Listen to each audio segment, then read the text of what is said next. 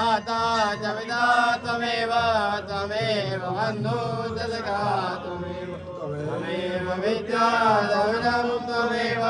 त्वमेव सर्वं मम देव देव अहं न जानामि विसर्जनं पूजां न जानामि क्षम्यतां परमेश्वरी मंत्रहीनं भक्तिहीनं सुरेश्वरी अद्भुतं मया देवी परिपूर्णं दत्वे जोतावाली माता वाली सदा